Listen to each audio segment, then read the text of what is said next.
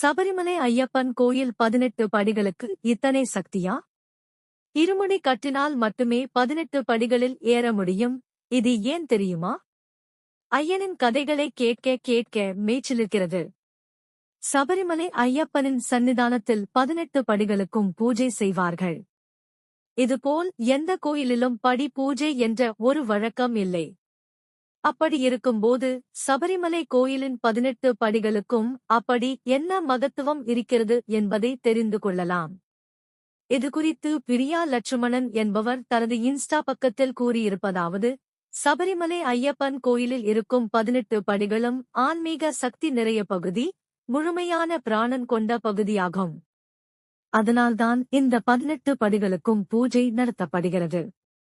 Acupuncture போன்ற சிகிச்சை முறைகளில் தலையில் உள்ள சக்தி மையத்தில் நோய்களுக்கான சிகிச்சைகளை அளிப்பார்கள். முன்னோர்கள் காலத்தில் எல்லாம் தலையில் சுமை வைத்து தூக்கிச் செல்லும் வழக்கம் இருந்தது. இப்போது அது போன்ற வேலைகள் ஏதும் இல்லாத காரணத்தால் கபாலத்தில் உள்ள சக்தி மையங்கள் இயக்கப்படாமல் தவிர்க்கப்படுகிறது.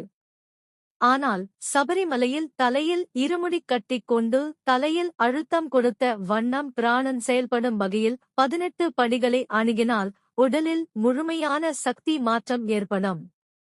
அதனால்தான் இதையே நியதி ஆக்கினார் அந்த ஐயன். இருமுடி கட்டாமல் சுவாமி ஐயப்பனை கூட தரிசித்துவிடலாம். ஆனால் இருமுடி கட்டாமல் 18 படிகளின் கிட்ட கூட நெருங்க முடியாது. இவ்வாறு அந்த பதிவில் அவர் தெரிவித்துள்ளார்.